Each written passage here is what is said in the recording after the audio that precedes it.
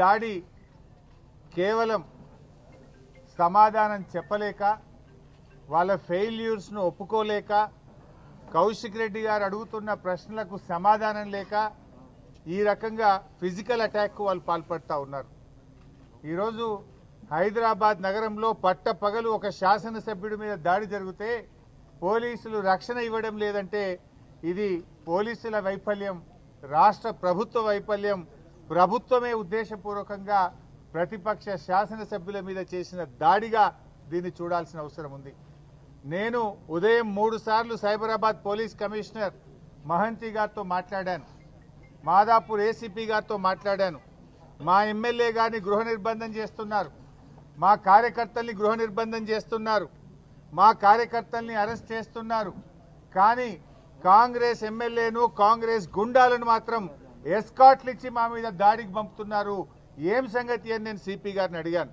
లేదండి మేము తప్పకుండా అరెస్ట్ చేస్తాము అన్నాడు. కానీ జరిగిందేంది? పైలట్ ఇచ్చి ఎస్కాట్ ఇచ్చి కాంగ్రెస్ గుండాలను బీఆర్ఎస్ ఎమ్మెల్యేల మీద దాడికి ఉసుగొల్పుతా ఉన్నారు. ఇదేనా ప్రజాస్వామ్యం? ఇదేనా ప్రజాపాలన? నీ ప్రజాపాలనలో ఏం జరుగుతూ ఉంది? మొన్న సిద్దిపేటలో నా క్యాంప్ ఆఫీస్ మీద దాడి చేసే ప్రయత్నం చేసినారు. మొన్న కమలాకరణ, సబితక్క, నేను, జగదీష్ రెడ్డి గారు ఖమ్మంలో కారులో ప్రయాణిస్తుంటే వరద బాధితులకు సాయం చేయడానికి వెళ్తే కష్టాల్లో ఉన్న ప్రజల్ని ఆదుకోవడానికి పరామర్శించడానికి ప్రతిపక్ష శాసనసభ్యులు వెళ్తే మా మీద ఖమ్మంలో దాడి చేశారు. మా కార్లను రాళ్లతో దాడి చేశారు. పోలీస్ స్టేషన్లో ఫిర్యాదు చేస్తే 10 రోజులైనా ఇప్పటిదాకా ఎఫ్ఐఆర్ ఇష్యూ కాలేదు, గుండాలను అరెస్టు చేయలేదు. ఇవాళ మళ్ళీ మా శాసనసభ్యుడు కౌశిక్ రెడ్డి గారు ప్రజాస్వామ్యం గురించి మాట్లాడినాడు. హైకోర్టు మొట్టికాయలు వేసింది, రాజీనామా చేయండి అని అడిగినాడు. మీరు కండువా కప్పుకున్నది మీరు. ట్విట్టర్లో కాంగ్రెస్లో చేరాను అని ట్విట్టర్లో పెట్టింది గాంధీ గారు. కాంగ్రెస్లో చేరిన సందర్భంగా ప్రభుత్వ సలహాదారు వేం నరేందర్ రెడ్డికి కండువా కప్పిన ట్విట్టర్లో పెట్టుకున్నది నువ్వే.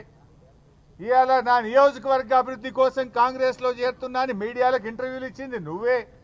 పిఎస్సి చైర్మన్ కాగానే నేను ప్రతిపక్షంలో ఉన్నా, నేను కాంగ్రెస్లో సిగ్గు లేకుండా మాట్లాడింది కూడా నువ్వే. ప్రజలు నవ్వుకుంటున్నారు. అయితే డిఫెన్స్లో పడి ఇజ్జత్మానం పోయిందని, ప్రజల్లో అవమానం పాలైపోయినామని ఇవాళ ప్రశ్నిస్తే మా కౌశిక్ రెడ్డి గారి మీద దాడి చేసే ప్రయత్నం చేసింది. అంటే ఈ దాడి రేవంత్ రెడ్డి గారు చేయించిన దాడి. ఇవాళ పోలీసులు ఏం చేస్తున్నట్టు? నేను 3 సార్లు మాట్లాడాను. మా ఎమ్మెల్యే గారిని ఏమో హౌస్ అరెస్ట్ చేస్తారు, గాంధీ గారిని ఆయన ఇంట్లో హౌస్ అరెస్ట్ చేయడానికి అవకాశం లేకుండానా? ఆయన కూకట్పల్లి నుంచి ఇక్కడి దాకా వస్తుంటే ఏ రకంగా ఎస్కాట్లు ఇచ్చి తీసుకొచ్చిండ్రు? అంటే ఇది ప్రభుత్వ దాడి, ఇది రేవంత్ రెడ్డి చేయించినటువంటి దాడి. అందుకే మేము ఒకటే కోరుతా ఉన్నాం, డీజీపీ గారిని, సైబరాబాద్ పోలీస్ కమిషనర్ను, దయచేసి మీకేమన్నా లా అండ్ ఆర్డర్ను కాపాడాలనుకుంటే తక్షణమే చట్టం మీద నమ్మకం ఉంటే, విశ్వాసం ఉంటే ఏసీపీని, సిఐని వెంటనే సస్పెండ్ చేయాలని బీఆర్ఎస్ పార్టీ డిమాండ్ చేస్తుంది. దీని మీద ఉన్నత స్థాయి విచారణ జరపాలని బీఆర్ఎస్ పార్టీ డిమాండ్ చేస్తుంది. లేకుంటే మేము వదిలిపెట్టాం, దీన్ని ఎంత దూరమైనా తీసుకుపోతాం. ఎందుకంటే మాకేమీ మీ మీద ప్రతిదాడులు చేయలేక కాదు, కానీ పోరాడి తెలంగాణ తెచ్చుకున్నాం. ఎన్నో త్యాగాలతో తెచ్చుకున్న తెలంగాణ.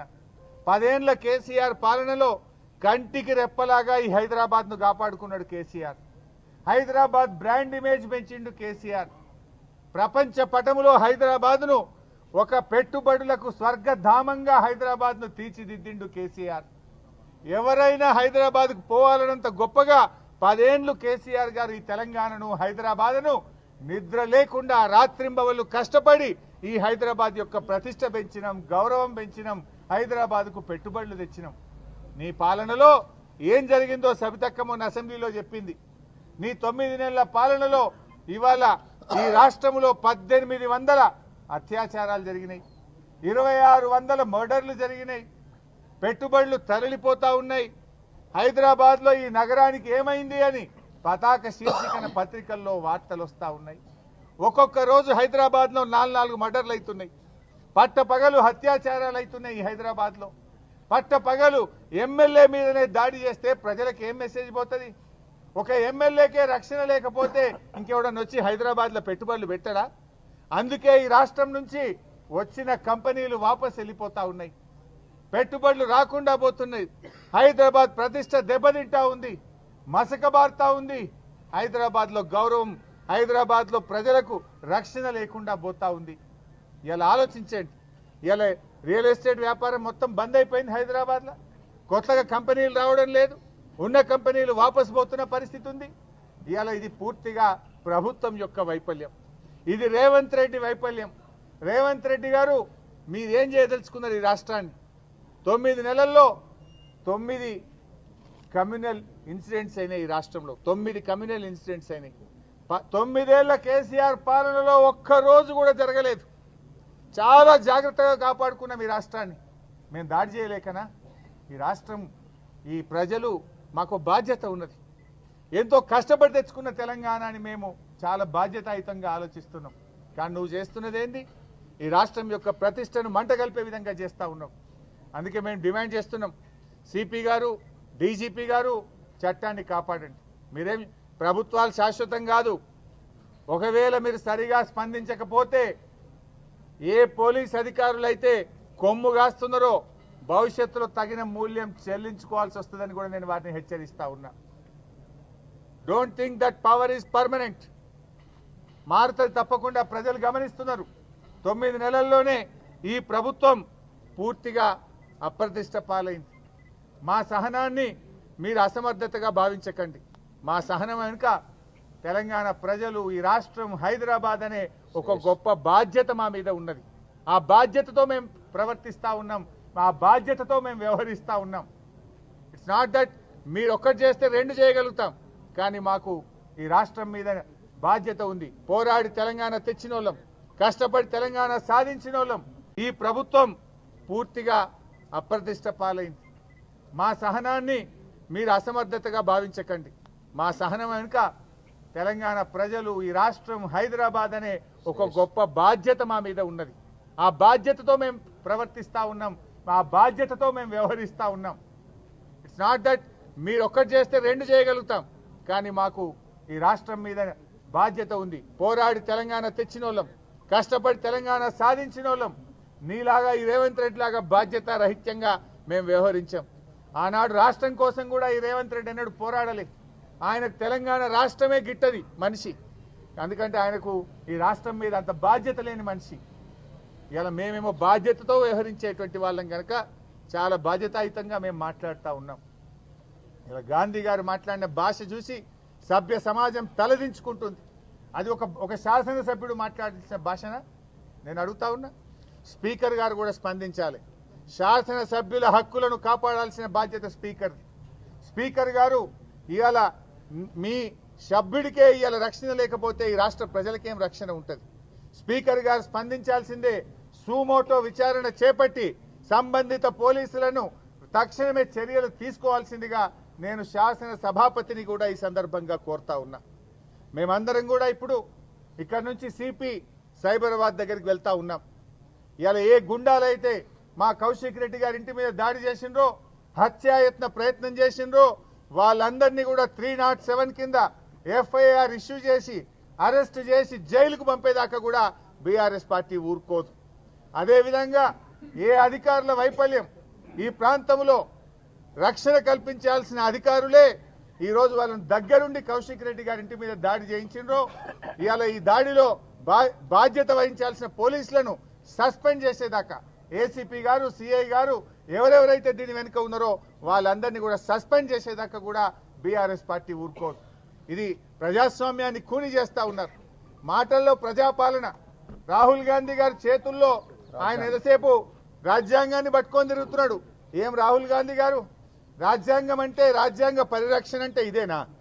ప్రతిపక్ష ఎమ్మెల్యేల గొంతు నొక్కుడు, వరద బాధితుల్ని పరామర్శించడానికి వెళ్లిన ఎమ్మెల్యేల మీద దాడి చేసుడు, రాజీనామా చేయండి కోర్టు మొట్టికాయలు వేసిందని అడిగిన కౌశిక్ రెడ్డి ఇంటి మీద పట్టపగలు నడి హైదరాబాద్ లో దాడి చేయడము, ఎమ్మెల్యేల క్యాంప్ ఆఫీసుల మీద దాడి చేయడము, ప్రశ్నించిన జర్నలిస్టుల మీద దాడి చేయడము, సోషల్ మీడియాలో పోస్టులు పెడితే అక్రమ కేసులు చేయడము.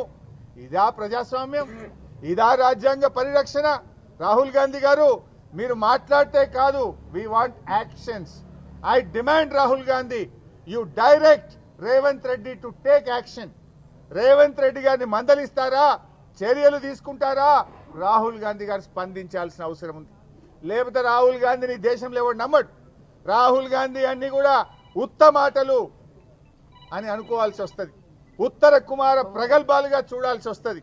నిజంగా రాహుల్ గాంధీ గారు నీకు రాజ్యాంగం మీద నమ్మకం ఉంటే, నీకు నైతిక విలువలుంటే తక్షణమే నువ్వు స్పందించు.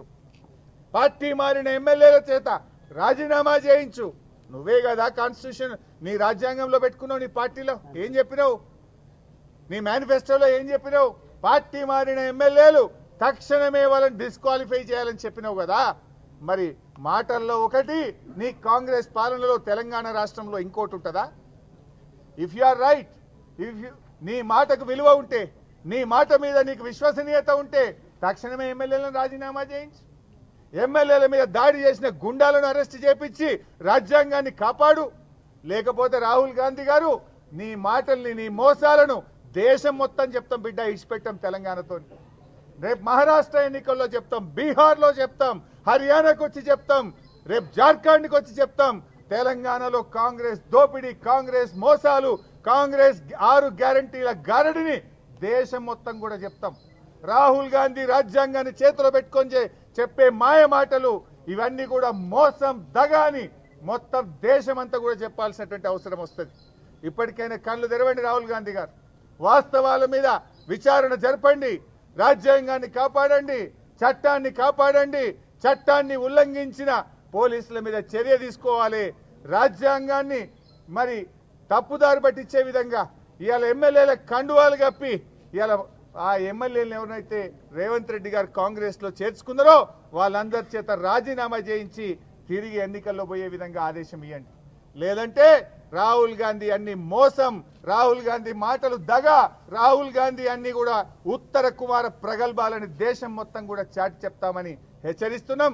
ఇక్కడి నుంచి మేము శాసనసభ్యులం, పార్టీ మాజీ ఎమ్మెల్యేలు, సీనియర్లం నేరుగా సైబరాబాద్ పోలీస్ కమిషనరేట్ వెళ్తాం. అక్కడ మాకు న్యాయం కోసం అడుగుతాం. కౌశిక్ రెడ్డి గారు అక్కడ కంప్లైంట్ కూడా సిపి గారికి ఇస్తారు.